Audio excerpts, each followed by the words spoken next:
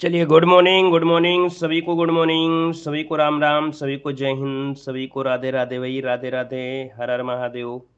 आवाज आ रही है तो एक बार थोड़ा सा मुस्कुरा दीजिए, फिर हम लोग क्लास की स्टार्ट करते हैं बेहतर तरीके से। और बहुत ही अच्छा आपका यहाँ पर क्वेश्चन आपको देखने को मिलेगा।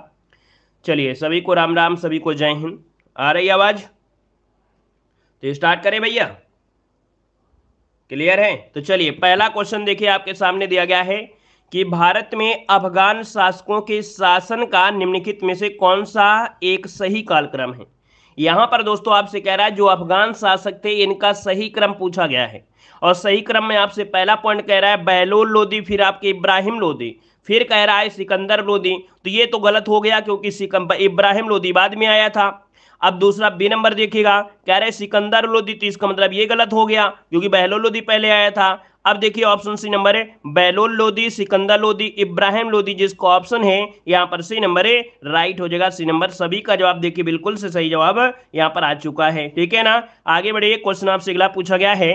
यहाँ पर दिया है कि 1857 के विद्रोह के संदर्भ में निम्नलिखित में से कौन सा युग्म सही सुमेलित नहीं है। चलिए, यहां पर जवाब देना है कौन सा युग्म सही सुमेलित नहीं है। 18 नंबर, दूसरे नंबर का जवाब देना है। चलिए, देखिए जगदीशपुर से आपके कुंवर सिंह थे, ये आपका पॉइंट सही है ना। यहाँ पर बरेली से खान बहादुर खां थे, ये भी आपका सही है। यहाँ पर लखनऊ से बेगम हजरत महल थी, ये भी सही है। लेकिन भाई साहब यहाँ पर जो दिया गया है कानपुर से आपके बख्त खां, तो भाई कानपुर से बख्त खां नहीं थे, है ना। याद रखिएगा, बख्त खां दिल्ली में सिपाहियों का नेतृत्व किया था। क्या? बख्त खां ने दिल्ली में सिपाहियों का नेतृत्व किया था। तो इसका जो ऑप्शन बनेगा वो आपका सी नंबर हो जाएगा। कानपुर से कौन था, आप लोग कमेंट बॉक्स में कमेंट जरूर करिएगा, देखते हैं कितने लोगों की तैयारी है यहाँ पर आपका। ठीक है, तो चलिए अगला पॉइंट आपके सामने दिया गया है, कह रहा है स्वयं को सिकंदर एसानी अर्थात दूसरा सिकंदर कहने वाला सुल्तान इनमें से कौन था। यहाँ पर जो आपका आंसर है इसका राइट इनमें से क्या बनेगा, फटाफट जवाब देना है। और भाई वीडियो में लाइक की संख्या तो है ही नहीं है, आप लोग भूल जाते हैं, है ना। आप लोग भूल जाते हैं, जैसे हनुमान जी नहीं भूल जाते थे, अपनी शक्ति भूल गए थे और आपको याद दिलाना पड़ता है। भाई आप लोग अपने मन से तुरंत जैसे जुड़ा करें वैसे लाइक से तुरंत कर दिया करें। ठीक है, एक बार जितने लोग यहाँ पर जुड़े हैं सब लोग बार वीडियो को लाइक करिएगा और शेयर कर दीजिएगा अपने मेहमानों को। ठीक है, अपने रिश्तेदारों को शेयर कर दीजिए ताकि सबको पता चल जाए कि बच्चा पढ़ने वाला है। ठीक है, चलिए। देखो दिया गया है स्वयं को सिकंदर ईसानी अर्थात दूसरा सिकंदर कहने वाला सुल्तान इनमें से कौन सा है। दोस्तों यहां पर देख सकते हैं 3 नंबर का जो ऑप्शन आ गया है यहां पर सी नंबर है। याद रखिए अलाउद्दीन खिलजी। क्या हो जाएगा? अलाउद्दीन खिलजी, वो अपने आप को दूसरा सिकंदर कहता था दोस्तों, है ना। और उसने अपने सिक्कों पर अंकित भी करवाया था। तो इसका जो ऑप्शन है यहाँ पर सी नंबर जिसका आ रहा है बिल्कुल राइट बनेगा। और आगे बढ़ते क्वेश्चन आपसे अगला पूछा गया है कि हड़प्पा सभ्यता किस युग से संबंधित थी। यहां पर जवाब देना है कि हड़प्पा सभ्यता किस युग से संबंधित थी। हड़प्पा सभ्यता दोस्तों यहाँ पर फोन नंबर की अगर बात करते हैं तो आपका जवाब क्या हो जाएगा, कांस्य युगीन सभ्यता था। 2022 में ये क्वेश्चन आपका पूछा जा चुका है। ठीक है ना। और हमने दोस्तों आपको बता दें कि 2022 में जो भी आपके क्वेश्चन आए हुए हैं जैसे हिस्ट्री, पॉलिटी, ज्योग्राफी, इकोनॉमिक्स, ये सब कुछ हमने कवर करवा दिया है। तो आप प्लेलिस्ट में देख लीजिएगा, हर एक चीज आपको मिल जाएगी। मॉडल पेपर है जो आपका मास्टर वीडियो वाली प्लेलिस्ट है, उसमें हर एक प्रकार के मॉडल पेपर आपको मास्टर वीडियो मिल जाएंगे। जैसे कि आपके समान विज्ञान का मास्टर वीडियो होगा, आपका हिंदी का भी मास्टर वीडियो है। हर एक मास्टर वीडियो हमने कंप्लीट करवा दिया है, आप प्लेलिस्ट में देख लीजिएगा। ठीक है, और तैयारी कर लीजिएगा। तो दोस्तों ऑप्शन यहाँ पर सी नंबर कांस्य युग आपका आंसर है, राइट हो जाएगा, है ना। अच्छा, अगर आपसे पूछे भैया जो आपका तांबा है ना, तांबा जो आपका होता है, याद रखिएगा कि तांबे में टिन मिलाकर कांस्य बनाने की विधि ज्ञात थी। इस समय दोस्तों याद रखिएगा कि तांबे में ये टिन मिला देते थे, टिन, और टिन मिलाकर दोस्तों कांस्य बनाने की विधि यहां पर इनको ज्ञात थी दोस्तों, याद रखिएगा। ठीक है, यहां पर आगे बढ़िए, क्वेश्चन आपसे अगला पूछा गया है, कह रहा है ईस्ट इंडिया कंपनी से ब्रिटिश काउंट को भारत की सत्ता का हस्तांतरण कब किया गया था। चलिए यहां पर आंसर देना है, आपका आंसर क्या हो जाएगा। चलिए, ईस्ट इंडिया कंपनी ने ब्रिटिश क्राउन को भारत की सत्ता का हस्तांतरण कब किया। क्वेश्चन देखो, पढ़ने में कठिन लग रहा है लेकिन बहुत ही आसान है।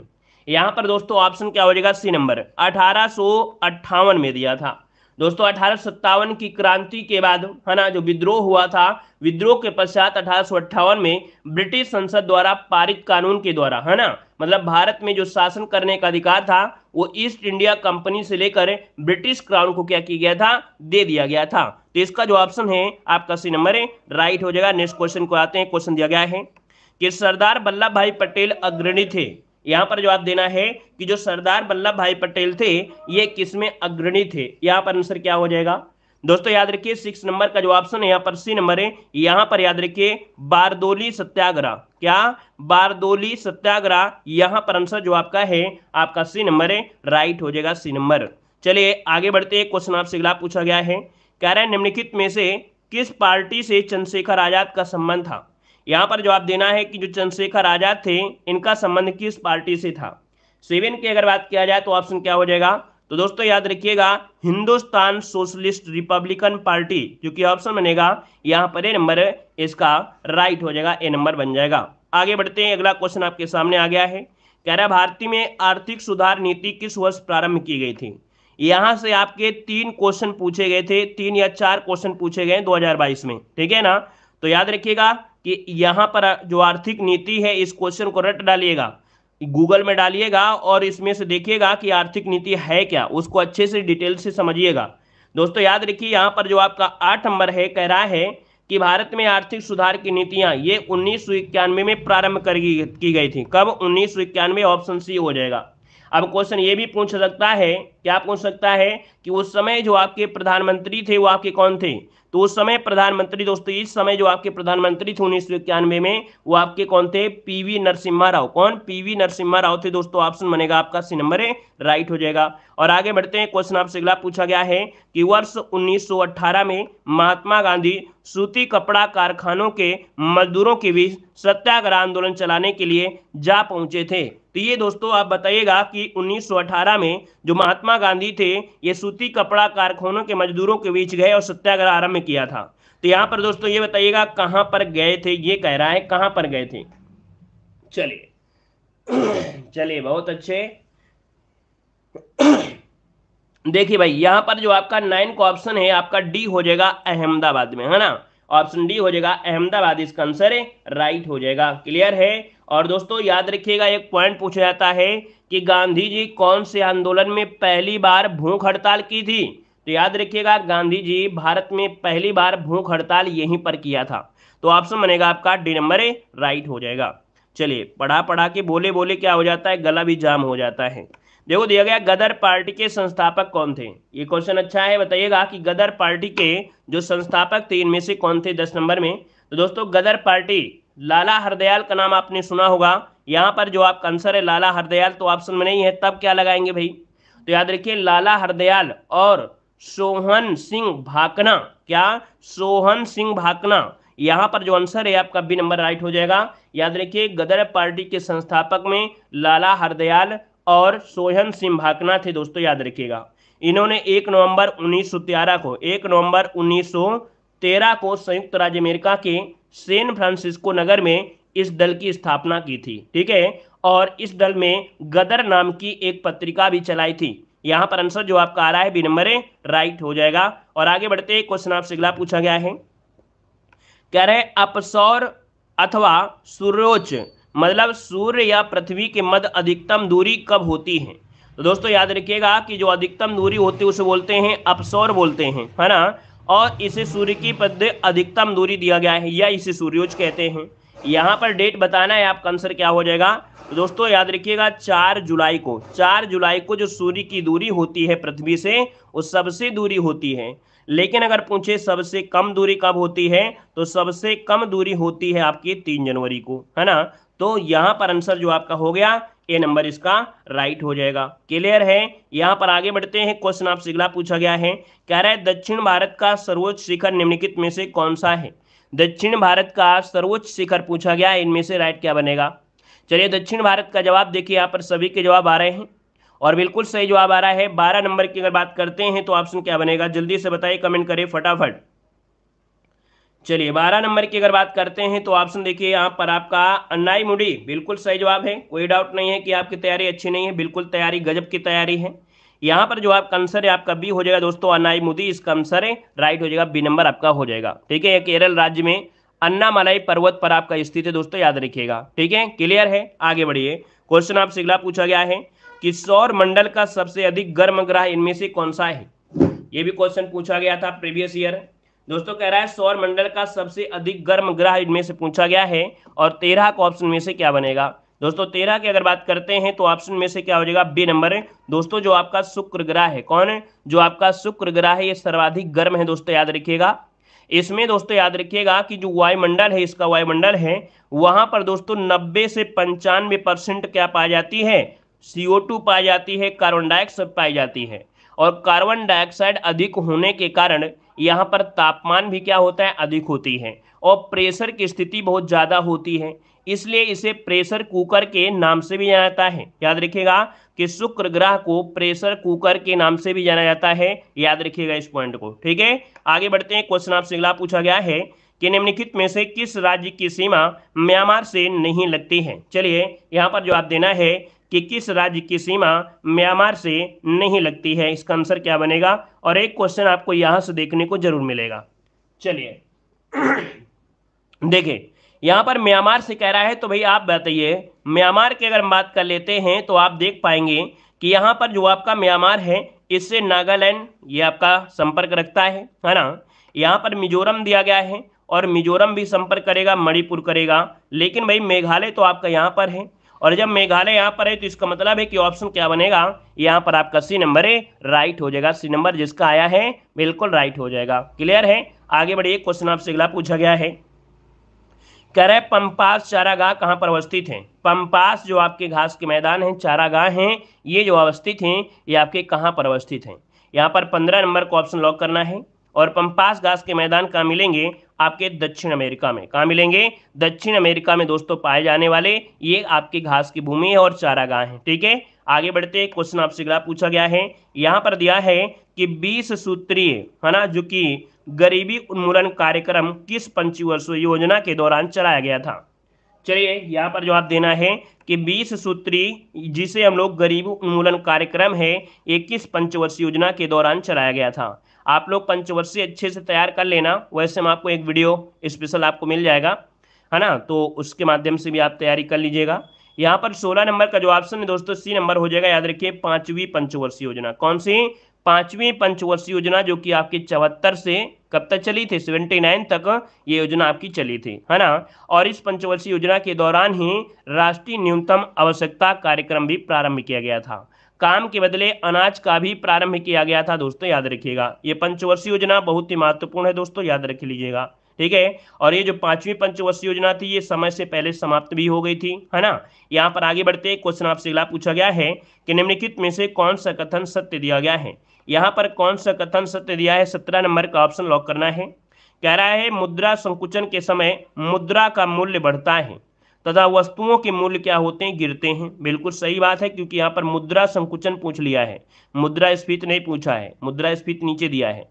मुद्रास्फीति के समय मुद्रा का मूल्य क्या होता है, गिरता है, और वस्तुओं के मूल्य बढ़ते हैं। हमने आपको बताया था कि नहीं कि मुद्रास्फीति में क्या होता है कि जो मुद्रा होता है वो क्या होता है, उसका मूल्य गिर जाता है। मतलब आपने एक पेन लिया था कितने रुपए का, पहले 5 रुपए मिल जाता था, लेकिन जब मुद्रास्फीति आई तो वही पेन अब आपको 10 रुपये मिल रहा है। मतलब अब 5 रुपया की वैल्यू अब 10, मतलब 10 रुपया की वैल्यू अब 5 के बराबर, समझ रहे हैं ना, कि जो 5 मिलती थी अब 10 में मिल रही है। इसका मतलब है कि अब क्या हो गया, कमजोर हो गया, तभी तो रुपया ज्यादा देना पड़ रहा है ना। जैसे डॉलर होता है, डॉलर डॉलर क्या होता है कि डॉलर कभी कम होता है, कभी ज्यादा होता है।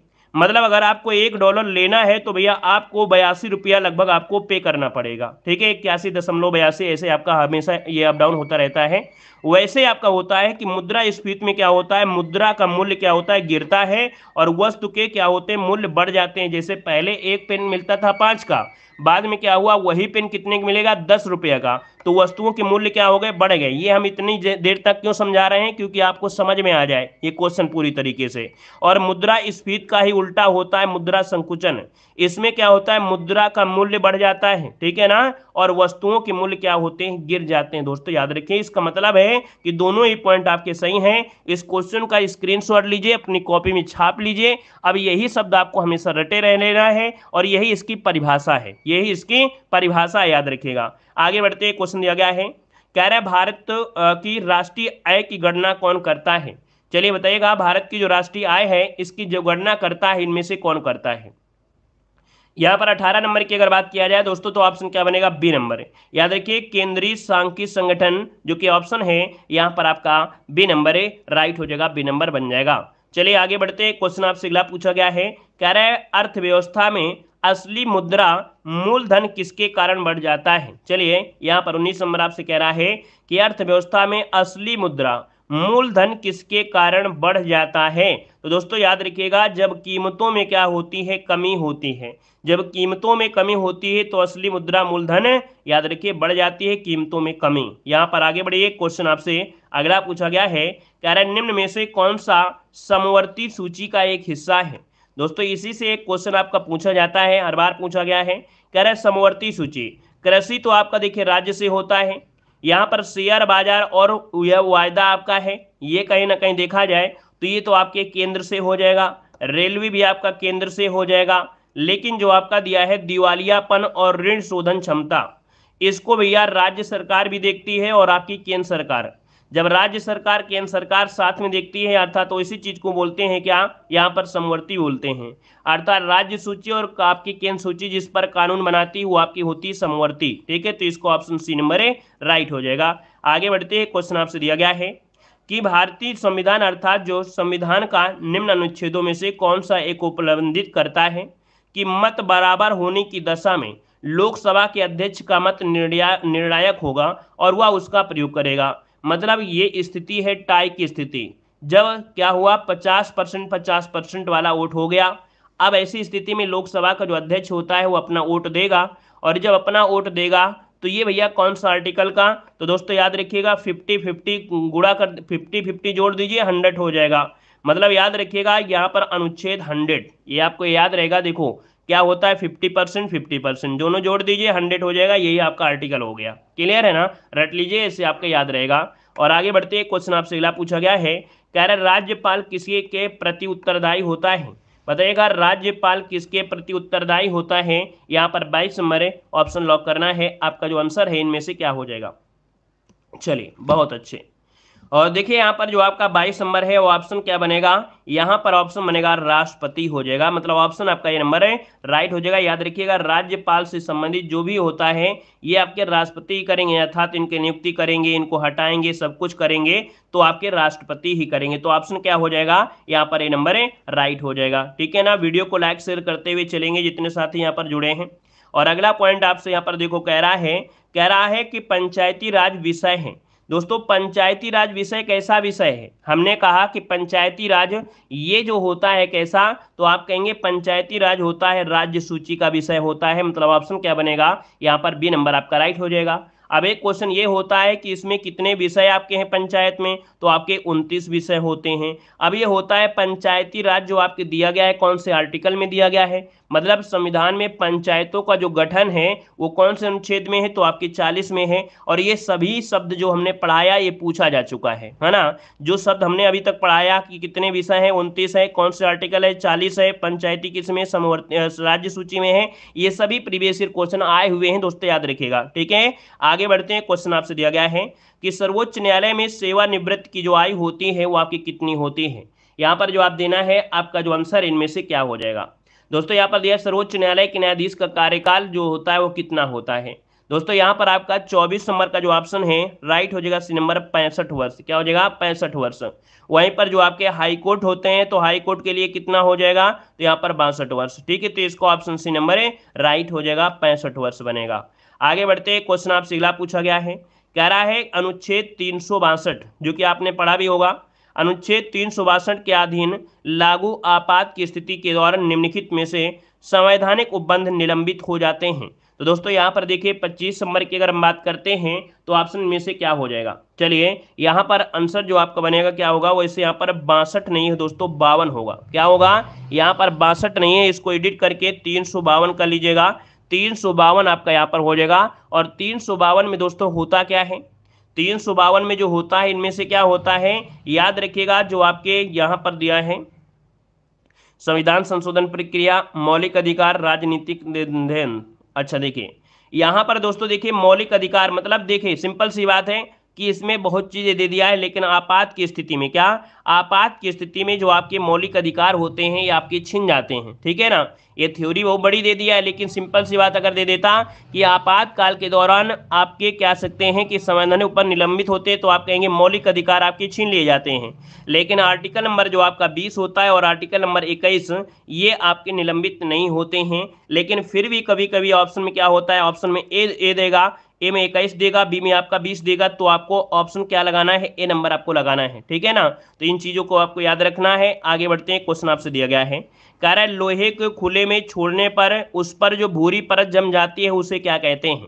दोस्तों आप देखते हैं कि लोहे को अगर आप खुले में छोड़ दे है ना, वाश वगैरह में या कह सकते हैं पानी वगैरह में, तो भैया क्या होता है उसमें जंग लग जाती है ना, क्या लग जाती है, जंग लग जाती है। तो दोस्तों आपका जंग जो कि ऑप्शन आपका डी हो जाएगा।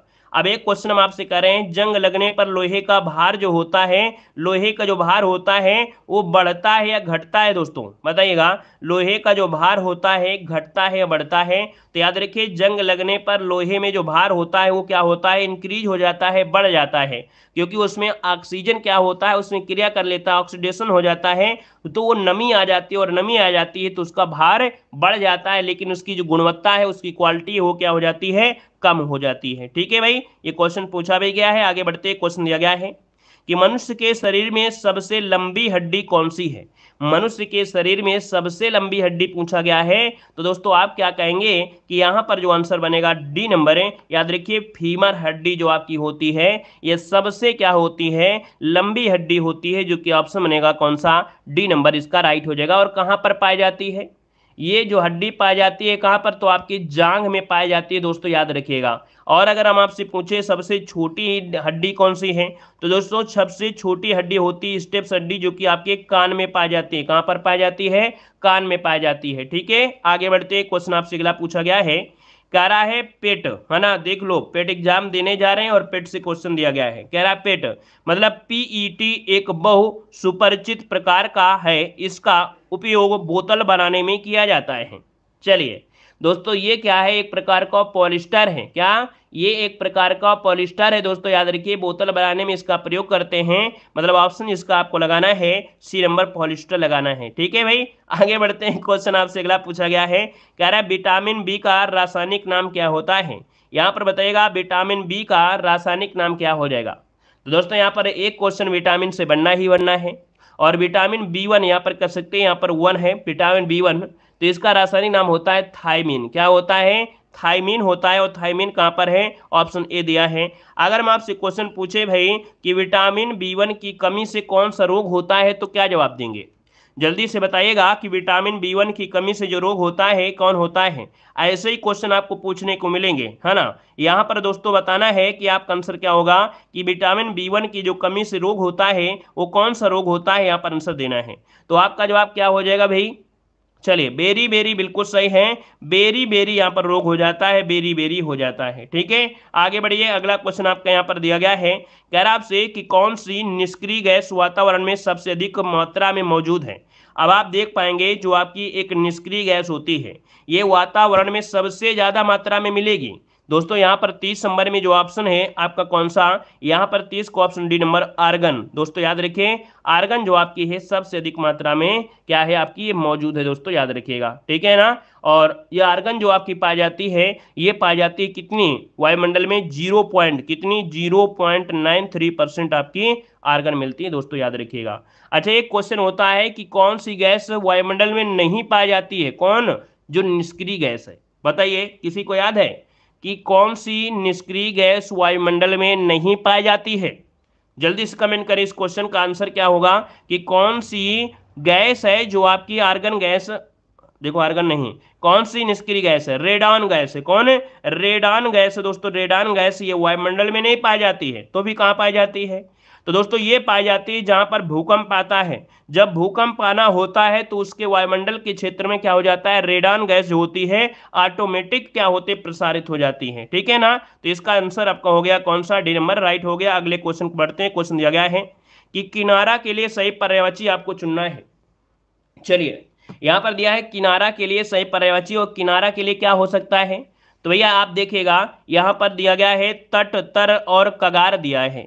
अगर हम आपसे बोलें कि यहां पर जो आपका आंसर है वो क्या हो जाएगा भैया, ऑप्शन बी देखिए, तट दिया है, तीर दिया है और कगार दिया है, ये इसका आंसर राइट हो जाएगा, बी नंबर राइट बन जाएगा। ठीक है, और इसके बाद आगे बढ़ते क्वेश्चन आपसे अगला पूछा गया है, शुद्ध वाक्य आपको चुनना है। यहाँ पर शुद्ध वाक्य कौन सा है दोस्तों, यहाँ पर दिया है वाह कितना सुंदर दृश्य है, वाह कितना सुंदर दृश्य है। अब आप बताइए कि यहाँ पर क्या हो सकता है, तो आप देखिए कौन सा आंसर होगा, वाह कितना सुंदर दृश्य, बी वाला देखिए। यहाँ पर जो आंसर है 39 नंबर में, वो ऑप्शन बी नंबर इसका राइट हो जाएगा, बी नंबर हो जाएगा। ठीक है, और अगला क्वेश्चन यहाँ पर दिया गया है, महोत्सव का विच्छेद क्या होता है। महोत्सव हमेशा पूछा जाता है क्वेश्चन, बताइएगा महोत्सव का जो संविच्छेद होगा क्या हो जाएगा। आप कहेंगे सर इसका हो जाएगा महाधन उत्सव, क्या महाधन उत्सव बनेगा। अब महाधन उत्सव जो आपका बनेगा तो आप 40 नंबर में ऑप्शन क्या लॉक करेंगे, यहाँ पर बी नंबर है। अगर हम आपसे पूछे कौन सी संधि है तो क्या जवाब देंगे, आप कहेंगे सर ओ की मात्रा है, और ओ की मात्रा के हिसाब से देखा जाए तो आपका क्या हो जाएगा, यहाँ पर गुण संधि आपकी राइट हो जाएगा। ठीक है भाई, आगे बढ़ते क्वेश्चन आपसे अगला पूछा गया है, कह रहा है केंद्रीय ग्लास एवं सिरेमिक अनुसंधान संस्थान कहाँ पर स्थित है। यहाँ पर जवाब देना है आपका आंसर इनमें से क्या होगा, केंद्रीय ग्लास एवं सिरेमिक अनुसंधान संस्थान कहाँ पर स्थित है। दोस्तों यहाँ पर देख सकते हैं जो ऑप्शन बनेगा आपका क्या हो जाएगा, खुर्जा। आपने नाम सुना है कि नहीं सुना है, खुर्जा सुना है, खुर्जा सुना है, खुर्जा जो कि बुलंदशहर उत्तर प्रदेश में है, ये ऑप्शन बनेगा आपका बी नंबर राइट हो जाएगा। और आगे बढ़ते क्वेश्चन दिया गया है कि बुद्ध चरित्रम महाकाव्य किसने लिखा है।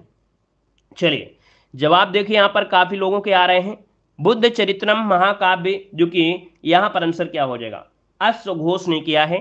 तो दोस्तों अश्वघोष कहाँ पर है, ऑप्शन आपका ये हो जाएगा।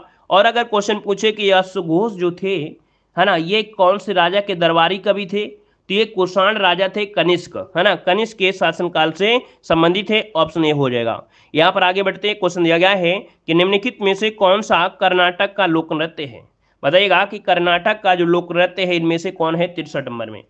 दोस्तों यहाँ पर देखिए कर्नाटक का एक नृत्य है आपका यक्षगान, कौन सा, यहाँ पर ऑप्शन डी नंबर है यक्षगान। दोस्तों याद रखिए कर्नाटक का लोक नृत्य है ना, काफी प्रसिद्ध है। यहाँ के जो आपके ग्रामीण लोग हैं वो काफी नृत्य करते हैं, है ना। और यहाँ की अगर भाषा पूछ ले तो क्या बताएंगे, कर्नाटक की अगर भाषा पूछ लेता है, कर्नाटक की भाषा क्या है, तो आप कहेंगे कन्नड़, क्या है, कन्नड़ है दोस्तों, याद रखिएगा। और आगे बढ़ते हैं क्वेश्चन आपसे अगला पूछा गया है, कह रहा है भारत का शेक्सपियर किसे कहा जाता है।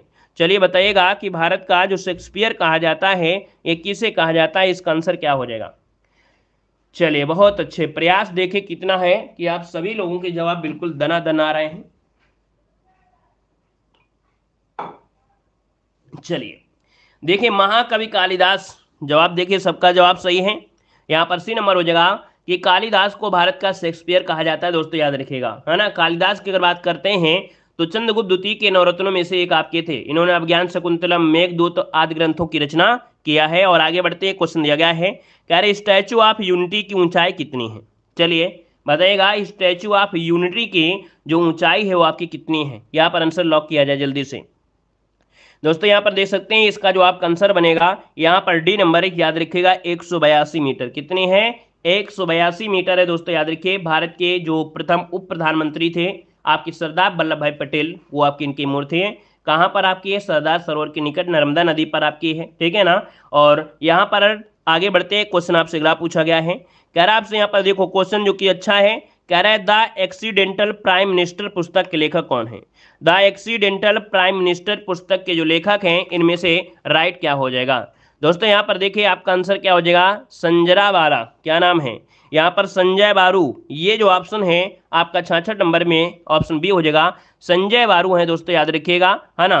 और ये जो आपके हैं कौन, ये जो आपके प्रधानमंत्री कौन थे, मनमोहन सिंह, उनके ये मीडिया सलाहकार हैं, कौन, उनके ये मीडिया सलाहकार हैं जो आपके संजय बारू हैं। आगे बढ़ते हैं क्वेश्चन आपसे अगला पूछा गया है कि चिदम्बरा पर ज्ञानपीठ पुरस्कार प्राप्त हुआ था, किसको मिला था। चिदम्बरा पर जो ज्ञानपीठ पुरस्कार प्राप्त हुआ था ये बताइए कब, तो आपकी 1968 में। और दोस्तों याद रखिए इसका जो आंसर है आपका 67 नंबर में वो ऑप्शन बी हो जाएगा, सुमित्रन पंत को मिला था दोस्तों, याद रखिएगा, ठीक है ना। और आगे बढ़ते हैं, क्वेश्चन आपसे अगला पूछा गया है, कह रहा है ब्रेल लिपि के जनक इनमें से कौन है, बताइएगा कि ब्रेल लिपि के जो जनक है इनमें से कौन है, यहाँ पर 68 नंबर में। दोस्तों ब्रेल लिपि जो कि अंधों की पढ़ने लिखने वाली ये क्या है, ये आपकी लिपि है। मतलब देखा जाए जो अंधे लोग होते हैं उनको पढ़ने लिखने के लिए एक फ्रांस के वैज्ञानिक थे लुई ब्रेल, उन्होंने इस लिपि का आविष्कार किया था। और लुइस ब्रेल का जो जन्म हुआ था वो फ्रांस में हुआ था 1809 में। तो दोस्तों यहाँ पर आंसर क्या हो गया, सी नंबर इसका राइट हो जाएगा। आगे बढ़ते हैं, क्वेश्चन आपसे अगला पूछा गया है, यहाँ पर दिया गया है कि भारतीय राष्ट्रीय कांग्रेस के प्रथम सक्रिय अहमद इनमें से कौन थे। दोस्तों यहाँ पर जवाब देना है, आप आंसर क्या हो जाएगा 69 में, भारतीय राष्ट्रीय कांग्रेस के प्रथम मुस्लिम अध्यक्ष हो। यहाँ पर याद रखिएगा भारतीय राष्ट्रीय कांग्रेस, यहाँ पर सही कर लीजिएगा, कांग्रेस के प्रथम मुस्लिम, क्या प्रथम मुस्लिम अध्यक्ष, ये आपको बताना है कि भारतीय राष्ट्रीय कांग्रेस के प्रथम मुस्लिम अध्यक्ष इनमें से कौन थे। दोस्तों यहाँ पर देखिएगा बदरुद्दीन तयाबजी, कौन, बदरुद्दीन तयाबजी, यहाँ पर आंसर राइट हो जाएगा। और ये अधिवेशन हुआ था तीसरा अधिवेशन, और तीसरा अधिवेशन कहाँ हुआ था, तो आपके 1887 में हुआ था मद्रास में। कहाँ पर, मद्रास में, दोस्तों याद रखें मद्रास में। इस प्रकार से पॉइंट को सही कर लीजिएगा। आगे बढ़ते हैं, क्वेश्चन दिया गया है कि सौरभ चौधरी का संबंध किस खेल से है। यहाँ पर जवाब देना है कि सौरभ चौधरी का जो संबंध है वो आपके किस खेल से है, यहाँ पर आंसर देना है। आपका आंसर जो बनेगा इनमें से राइट क्या हो जाएगा, चलिए भाई इसका जवाब देना है, फटाफट जवाब देते रहिए भाई। चलिए यहाँ पर देखिए आपका जो आंसर है यहाँ पर राइट हो जाएगा कौन सा, चलिए अच्छी बात है। देखिए जवाब यहाँ पर आपका हो गया है भैया, किससे जुड़े हैं, सौरभ चौधरी हैं, सौरभ चौधरी। ये दोस्तों आपके मेरठ से हैं, ठीक है, कहाँ से हैं, मेरठ से हैं।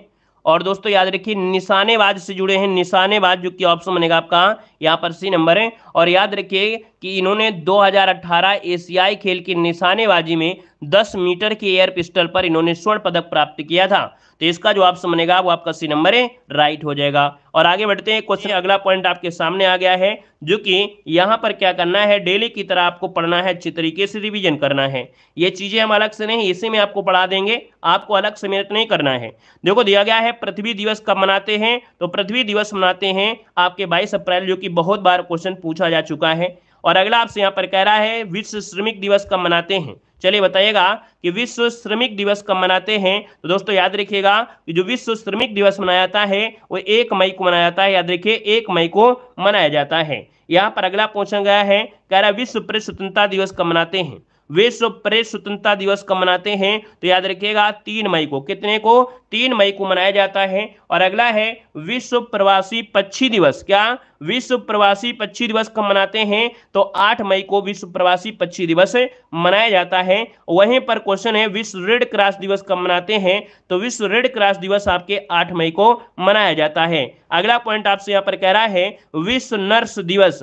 दोस्तों विश्व नर्स दिवस कब मनाते हैं, तो आपके 12 मई को मनाया जाता है। कब मनाते हैं, 12 मई को मनाया जाता है। और अगला पॉइंट आपसे कह रहा है कि आतंक विरोधी दिवस कब मनाते हैं। आतंक विरोधी दिवस कब मनाते हैं, तो आपके 21 मई को मनाते हैं। कब मनाते हैं, 21 मई को मनाते हैं। और अगला है कि जैविक विविधता दिवस कब मनाते हैं। जैविक विविधता दिवस कब मनाते हैं, 22 मई को।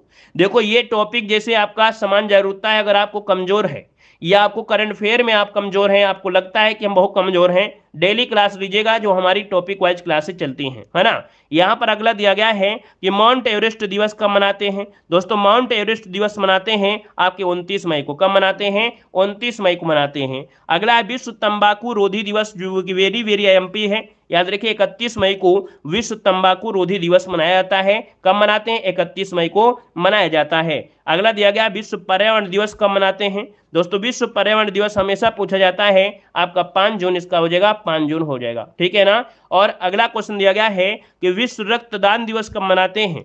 विश्व रक्तदान दिवस कब मनाते हैं, तो आपकी 14 जून को मनाते हैं। कब मनाते हैं, 14 जून को विश्व रक्तदान दिवस मनाया जाता है। अगला दिया गया है अंतर्राष्ट्रीय ओलंपिक समिति स्थापना दिवस कब मनाते हैं, तो अंतर्राष्ट्रीय ओलंपिक समिति स्थापना दिवस आपके 6 जून को, कितने को, 6 जून को मनाया जाता है। अगला पॉइंट आपसे यहाँ पर दिया गया है कि भारतीय स्टेट बैंक की स्थापना दिवस, याद रखिएगा ये भी क्वेश्चन बहुत बार पूछा गया है। भारतीय स्टेट बैंक का जो स्थापना दिवस है वो कब मनाते हैं, तो आपके 1 जुलाई को, कब 1 जुलाई को मनाया जाता है। और अगला पॉइंट आपसे कह रहा है डॉक्टर विधान चंद्र राय का जन्म 1 जुलाई को। अगला है क्वेश्चन नंबर आपका दिया गया है अगला, जो कि बहुत ही आईएमपी है, याद रखिएगा विश्व जनसंख्या दिवस कब मनाते हैं। विश्व जनसंख्या दिवस 11 जुलाई को मनाते हैं। कब मनाते हैं, 11 जुलाई को मनाया जाता है। और अगला है कारगिल दिवस। दोस्तों कारगिल स्मृति दिवस कब मनाते हैं, तो कारगिल स्मृति दिवस आपके 26 जुलाई को मनाया जाता है। अगला है विश्व स्तनपान दिवस कब मनाते हैं, तो विश्व स्तनपान दिवस मनाते हैं 1 अगस्त को। कब मनाते हैं, 1 अगस्त को मनाया जाता है। और अगला है विश्व युवा दिवस कब मनाते हैं, तो विश्व युवा दिवस आपके 12 अगस्त को मनाते हैं। 15 अगस्त आप लोग जानते हैं राष्ट्रीय खेल दिवस। दोस्तों राष्ट्रीय खेल दिवस आपको मनाते हैं 29 अगस्त को। वहीं पर जो ध्यानचंद का जन्मदिन है वो आपका 29 अगस्त, और जो खेल दिवस मनाया जाता है कहीं ना कहीं मेजर ध्यानचंद के जन्म दिवस के रूप में ही मनाया जाता है, ठीक है ना। और अगस्त के बाद जो सितंबर वगैरह है वो कल आपको पढ़ाएंगे, क्योंकि एक दिन में अगर पढ़ेंगे तो सब चीज क्या हो जाएगा, उड़ जाएगा। अब दोस्तों यहाँ पर आपको कुछ और पॉइंट आपको पढ़ना है। यहाँ पर देख पाएंगे कि 1992 में भारत रत्न पाने वाले जो आपके रहे कौन, तो देखिए भारत रत्न पाने वाले जो 1992 में कौन, जेम्स, ट्रिक है आपकी, जे से हो जाएगा JRD टाटा को, याद रखिए 1992 में भारत रत्न मिला था। याद रखिए मौलाना अबुल कलाम आजाद को दोस्तों याद रखिए 1992 में क्या, याद रखिए इनको भारत रत्न मिला था। यहाँ पर दोस्तों यस से हो जाएगा सत्यजीत राय जो आपके हैं, इनको भी क्या हुआ था, भारत रत्न मिला था। इसको आप नोट करिएगा। और अगला देखो दिया गया प्रोटोजोआ से होने वाला जो रोग, प्रोटोजोआ से होने वाला रोग कह रहा है तो पे काम सौंप, मतलब पेचिस, कालाजार, मलेरिया, सोने की बीमारी और पायरिया। याद रखिएगा कि जो आपके प्रोटोजोआ से होती है बीमारी, यहाँ पर पेचिस, कालाजार, मलेरिया, सोने की बीमारी और जो आपकी पायरिया है ये आपकी प्रोटोजोआ से होने वाली बीमारी है। अगला देखो दिया गया है देशांतर से, मतलब जो आपके 82.5 देशांतर से, आप देखते हैं भारत का जो मानक समय है वो है 82.5 देशांतर है। दोस्तों इससे गुजरने वाले भारत की जो 5 राज्य हैं वैसे हमने आपको मैप में ही आपको अच्छे से समझा दिया है ना, कि यहाँ पर दोस्तों सबसे पहले उत्तर प्रदेश, फिर मध्य प्रदेश, फिर छत्तीसगढ़, फिर उड़ीसा, फिर आंध्र प्रदेश।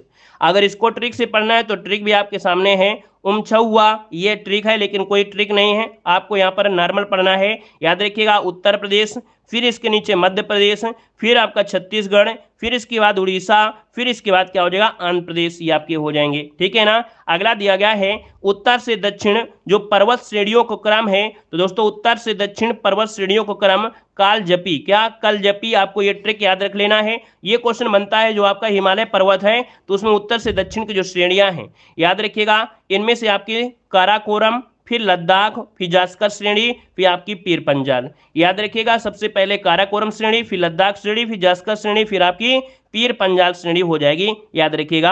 और अगला देखो दिया है लोथल में मिला सामान। लोथल में दोस्तों देखिए चावल मिले, अग्निकुंड मिले, मनके बनाने का कारखाना मिला और घोड़े का जो अस्थि पंजर है ये भी यहाँ पर देखने को मिले दोस्तों। और अगला पॉइंट आपका दिया गया है कि 1997 में भारत रत्न पाने वाले यहाँ पर व्यक्ति, तो दोस्तों अरुणा आसफ अली, ठीक है, इनको 1997 में भारत रत्न मिला था।